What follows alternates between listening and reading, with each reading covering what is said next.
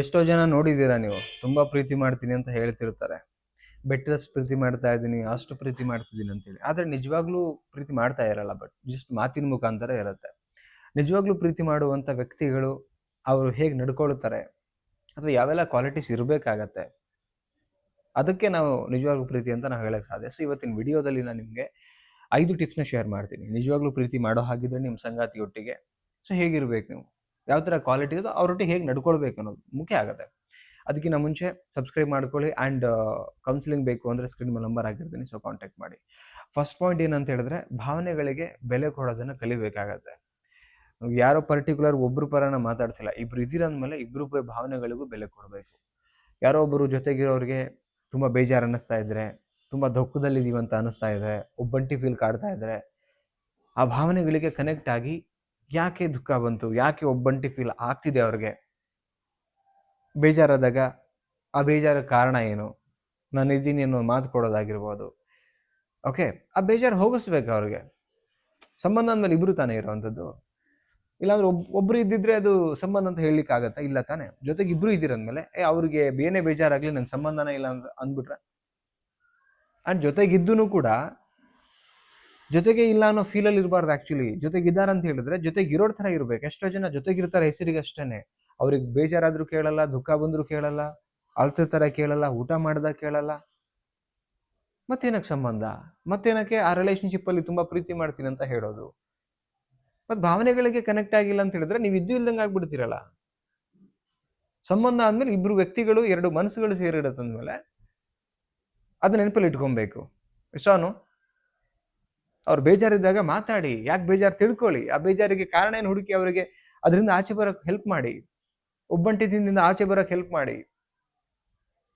Okay, ಇದು ಭಾವನೆಗಳಿಗೆ connect ಆಗಬೇಕು. ಖುಷಿಯಾಗಿದ್ದಾರಾ, ದುಃಖದಲ್ಲಿದ್ದಾರಾ, ಅಥವಾ ಖುಷಿಯಾಗಿದ್ದಾಗ ಹೇಗೆ ಅವರೊಟ್ಟಿಗೆ ಇರಬೇಕು, ದುಃಖದಲ್ಲಿದ್ದಾಗ ಹೇಗಿರಬೇಕು, ಏನು ಮಾತಾಡ್ಬೇಕು ನಾನು, ಇದೆಲ್ಲಾನು ಕೂಡ ಭಾವನೆಗೆ ಸಂಬಂಧಪಟ್ಟಿರ್ತಕ್ಕಂಥ ವಿಚಾರ. ಎಷ್ಟೋ ಜನ ಈ ತಪ್ಪು ಕೆಲಸ ಮಾಡಿಬಿಡ್ತಾರೆ. ಭಾವನೆಗಳಿಗೆ ಬೆಲೆನೇ ಕೊಡಲ್ಲ, ಕನೆಕ್ಟೇ ಆಗಲ್ಲ, ನನಗೆ ಸಂಬಂಧನೇ ಇಲ್ಲ ಅಂತ ಹೇಳ್ತಾರೆ. ನೋಡಿ, ಎಷ್ಟೋ ಜನ ತಪ್ಪು ಮಾಡೋದಿಲ್ಲೇನೆ, ತುಂಬ ಪ್ರೀತಿ ಮಾಡ್ತೀವಿ ಅಂತ ಹೇಳ್ತಾರೆ, ಬಟ್ ಅವ್ರ ಭಾವನೆಗಳನ್ನು ಅರ್ಥ ಮಾಡ್ಕೊಳ್ಳಲ್ಲ, ಅವ್ರ ಸಿಚುವೇಶನ್ಸ್ಗಳನ್ನು ಅರ್ಥ ಮಾಡ್ಕೊಳ್ಳಲ್ಲ. ಪ್ರೀತಿ ಅಂತ ಎಲ್ಲಿ ಬಾಯಿಂದ ಪ್ರೀತಿ ಅಂತ ಹೇಳಿ ನೀವು ಭಾವನೆಗಳಿಗೆ ಅಥವಾ ಅವ್ರು ಏನು ಮಾಡ್ತಿದ್ದಾರೆ, ಹೆಂಗಿದ್ದಾರೆ ಲೈಫಲ್ಲಿ ಕೇಳೋದೇ ಇಲ್ಲ ಅಂದಮೇಲೆ ಒಬ್ಬಂಟಿಗರಾಗ್ಬಿಟ್ರಲ್ಲ ಅವರು, ನೀವಿದ್ದು ಅಲ್ವಾ? ಸೊ ಫಸ್ಟ್ ಥಿಂಗ್ ಇದನ್ನು ನೆನ್ಪಿಟ್ಕೊಳ್ಳಿ, ಭಾವನೆಗಳೊಟ್ಟಿಗೆ ಕನೆಕ್ಟ್ ಆಗಿ ನೀವು ಓಕೆ, ಭಾವನೆ ಕನೆಕ್ಟ್ ಆಗ್ದಿರ ಬರೀ ದುಡ್ಡಿಗೆ ಕನೆಕ್ಟ್ ಆಗ್ಬಿಟ್ರೆ, ನಾನು ಎಷ್ಟೋ ಹೇಳ್ತಾರೆ ದುಡ್ಡಿದ್ಬಿಟ್ರೆ ಇವತ್ತಿನ ಪ್ರೀತಿ. ಓಕೆ, ದುಡ್ಡಿದ್ದ ಕೊಂಡ್ಕೋಬೋದು ನೀವು, 1 hour 2 hour ಅಥವಾ ಇಷ್ಟು ತಿಂಗಳು ಅಂತ ಕೊಂಡ್ಕೊಬೋದು. ಬಟ್ ಭಾವನೆಗೆ ದುಡ್ಡಿಗೆ ಕನೆಕ್ಟಿವಿಟಿ ಬಹಳ ಕಡಿಮೆ. ಈಗ ಯಾರೋ ಅನ್ಬೋದು ದುಡ್ಡಿಂದ ಡೈವರ್ಟ್ ಆಗ್ಬಿಟ್ರು. ಅವ್ರಿಗೆ ಅವಶ್ಯಕತೆ ಇತ್ತು, ಡೈವರ್ಟ್ ಆದ್ರು. ನಿಜವಾಗ್ಲೂ ಭಾವನೆಗಳನ್ನು ಬಯಸೋರು ಡೈವರ್ಟ್ ಆಗಕ್ಕೆ ಸಾಧ್ಯನೇ ಇಲ್ಲ ಆಕ್ಚುಲಿ, ನನ್ನ ಪ್ರಕಾರ. ಹಂಗ ತುಂಬಾ ದುಡ್ಡಿದ್ದಂಥವ್ರ ಹತ್ರ ಹೋಗಿ ನೀವು, ಅವ್ರಿಗೆ ಪ್ರೀತಿ ಬೇಕಾಗಿರತ್ತೆ. ಈಗ ನಿಮ್ಮ ಹತ್ರ ದುಡ್ಡಿದೆ, ಯಾರೋ ಡೈವರ್ಟ್ ಆಗ್ತಿದ್ದಾರೆ ಅಂತ ಹೇಳಿದ್ರೆ ಅವ್ರಿಗೆ ದುಡ್ಡಿನ ಅವಶ್ಯಕತೆ ಇದೆ, ಭಾವನೆ ಅನ್ಕೊಂಡು ಬಂದಿರ್ತಾರೆ ಅಷ್ಟೇನೆ, ಅವ್ರು ನೋಡಿರೋ ಪ್ರಕಾರ, ನನ್ನ ಪ್ರಕಾರ. ನೆಕ್ಸ್ಟ್ ಪಾಯಿಂಟ್ ಏನಂದ್ರೆ, ಗೌರವ ಮಾಡೋದನ್ನ ಕಲೀರಿ ನೀವು. It's very important.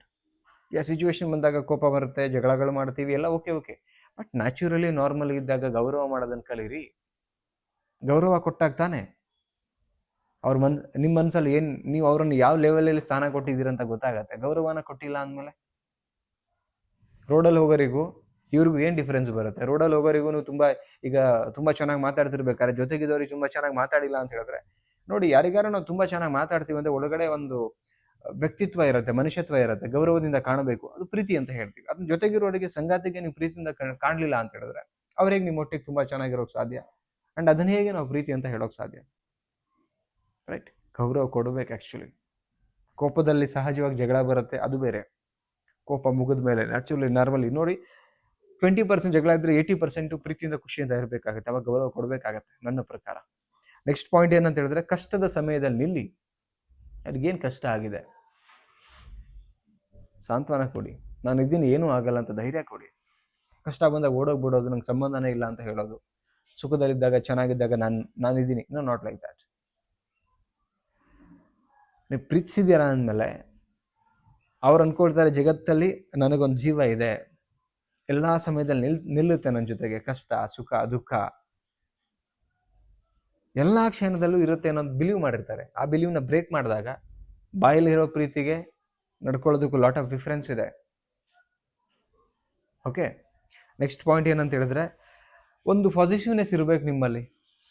ಎಲ್ಲಿ ಬಿಟ್ಟು ಹೋಗ್ಬಿಡ್ತಾರೆ, ಏನು ಆಗ್ಬಿಡ್ತಾರೆ, ಇದು ಪ್ರೀತಿ ಹೇಳ್ಕೊಡುತ್ತೆ. ಅವ್ರ ಪಾಡಿಗೆ ಅವ್ರು ಏನು ಆಳ್ಗುಂಡಿಗೆ ಬಿದ್ರು ನನ್ನ ಸಂಬಂಧನೇ ಇಲ್ಲ ಅಂತ ಹೇಳೋದಾದ್ರೆ ಪ್ರೀತಿ ಅನ್ನಲ್ಲ ಅದಕ್ಕೆ. ಒಂದು ಸ್ವಲ್ಪ ಮಟ್ಟಿಗೆ 1% ಪಾಸಿಟಿವ್ನೆಸ್ ಇರಬೇಕಾಗತ್ತೆ ಪ್ರೀತಿಸೋದು ಅಂದರೆ.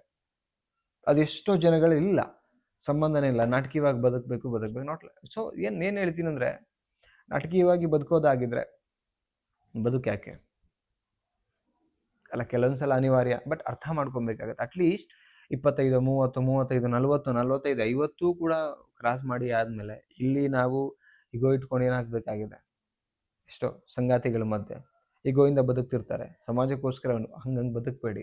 ನಿಜವಾಗ್ಲೂ ಸರೆಂಡರ್ ಆಗಿ ಒಬ್ರಿಗೊಬ್ರು. ಇನ್ನು ಎಷ್ಟು ವರ್ಷ ಬದುಕ್ತೀವೋ ಗೊತ್ತಿಲ್ಲ, ಮತ್ತೆ ಮನುಷ್ಯರಾಗಿ ಹುಡ್ತೀವೋ ಗೊತ್ತಿಲ್ಲ. ಇಬ್ಬರು ಅರ್ಥ ಮಾಡ್ಕೊಂಡಾಗ ಸಂಬಂಧ ತುಂಬ ಚೆನ್ನಾಗಿರುತ್ತೆ. ನೆಕ್ಸ್ಟ್ ಪಾಯಿಂಟ್, ಅದು ಲಾಸ್ಟ್ ಪಾಯಿಂಟ್ ಇದ್ರೆ, ಬದಲಾವಣೆ ಮಾಡೋಕ್ಕೆ ಪ್ರಯತ್ನ ಪಡಬೇಡಿ. ಈ ಬದಲಾವಣೆ ಒಳ್ಳೇದಕ್ಕಿರಬೇಕು, ಆವಾಗ ಬದಲಾವಣೆ ಮಾಡೋಕ್ಕೆ ಪ್ರಯತ್ನ ಪಡಿ. ಇಲ್ಲ ಕುಡಿತಕ್ಕೆ ದಾಸರಾಗಿದ್ದಾರೆ, ದುರಭ್ಯಾಸಗಳಿಗೆ ದಾಸರಾಗಿದ್ದಾರೆ, ಅದಕ್ಕೆ ಓಕೆ. ಬಟ್ ಗುಲಾಮಗಿರಿ ಮಾಡ್ಕೋಬೇಕು, ಇವ್ರು ನನ್ನ ಕಂಟ್ರೋಲಲ್ಲಿ ಇರಬೇಕಂತ ಎಷ್ಟೋ ಜನ ಬದಲಾವಣೆ ಮಾಡೋಕ್ಕೆ ಹೋಗ್ತಾರೆ. ಅದಲ್ಲ ಆ್ಯಕ್ಚುಲಿ ಬದಲಾವಣೆ ಒಳ್ಳೇದಕ್ಕಿರಲಿ.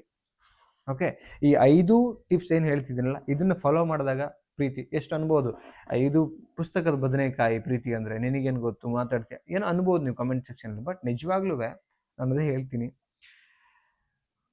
ಒಬ್ಬ ಒಳ್ಳೆ ದುಡ್ಡಿರೋನ ಹತ್ರ ನೀವು ಹೋಗಿ, ದುಡ್ಡಿಗೆ ಚೇಂಜ್ ಆಗಿಬಿಡ್ತಾರೆ, ಹಂಗಾಗ್ಬಿಡ್ತಾರೆ. ಎಲ್ಲರೂ ಹಾಗಿರಲ್ಲ ಆ್ಯಕ್ಚುಲಿ. ಅವರವ್ರ ಅವಶ್ಯಕತೆ, ಒಳ್ಳೆ ದುಡ್ಡಿದೆ ಬಟ್ ಅವರಲ್ಲಿ ಭಾವನೆಗಳು ಕನೆಕ್ಟ್ ಆಗೋ ಯಾರೂ ಇಲ್ಲ ಅಂತ ಬಂದಾಗ ಆ ವ್ಯಕ್ತಿ ಭಾವನೆಯನ್ನು ಕನೆಕ್ಟ್ ಆಗೋ ವ್ಯಕ್ತಿನ ಹುಡುಕ್ತಿರ್ತಾನೆ. ದುಡ್ಡಿಲ್ದಿರೋ ವ್ಯಕ್ತಿ ದುಡ್ಡು ಕೊಡೋನಿಗೆ ಹುಡುಕ್ತಿರ್ತಾನೆ ಅವರವ್ರ ಅವಶ್ಯಕತೆಗೆ. ಬಟ್ ನಿಜವಾಗ್ಲೂ ಪ್ರೀತಿ ನಿಂತದ್ದು ಭಾವನೆ ಮೇಲೇನೆ. ದುಡ್ಡು ಕೊಟ್ಬಿಟ್ಟು ಯಾರೋ ಕನೆಕ್ಟ್ ಆಗ್ತಾ ಇದ್ದಾರೆ ಅಂತ ಹೇಳಿದ್ರೆ ಅವ್ರ ಅವಶ್ಯಕತೆ ಇತ್ತು, ನಿಮಗೆ ಆ್ಯಕ್ಚುಲಿ ಅದು ನಿಜ ಅನ್ನಿಸ್ತಾ ಇರ್ಬೋದು ಅಷ್ಟೇ. ಬಟ್ ದುಡ್ಡು ಬೇರೆ, ದುಡ್ಡಿಗೆ ಭಾವನೆಗೆ ಬೇರೆ ಬೇರೆ ಒಂದಿದೆ. ದುಡ್ಡಿಂದ ಭಾವನೆಗಳನ್ನು ಕೊಂಡ್ಕೊಳ್ಳೋಕ್ಕಾಗಲ್ಲ, ಅವಶ್ಯಕತೆಗಳನ್ನು ಕೊಂಡ್ಕೊಬೋದು. ಓಕೆ, ಸೊ ಈ ವಿಡಿಯೋ ಏನಿತ್ತು, ಏನು ಅನ್ನಿಸ್ತು ಕಮೆಂಟ್ ಮಾಡಿ ತಿಳಿಸಿ. ಇಷ್ಟ ಆದರೆ ಲೈಕ್ ಮಾಡಿ. ದಯವಿಟ್ಟು ವಿಡಿಯೋಗೆ ನೋಡ್ತಾ ಇರೋ ವೀಕ್ಷಕರಲ್ಲಿ 100 ಜನ ನೋಡ್ತಿದ್ರೆ ದಯವಿಟ್ಟು ಪ್ರತಿಯೊಬ್ಬರು ವಿಡಿಯೋ ಶೇರ್ ಮಾಡಿ, ಸ್ಟೇಟಸ್ ಅಲ್ಲಿ ಹಾಕೋರಿ. ಈ ವಿಚಾರಗಳು ರೀಚ್ ಆಗಲಿ ಅಂತ ಹೇಳ್ತಾ ಮತ್ತೊಂದು ಟಾಪಿಕಲ್ಲಿ ಸಿಗ್ತೀನಿ. ನಮಸ್ತೆ.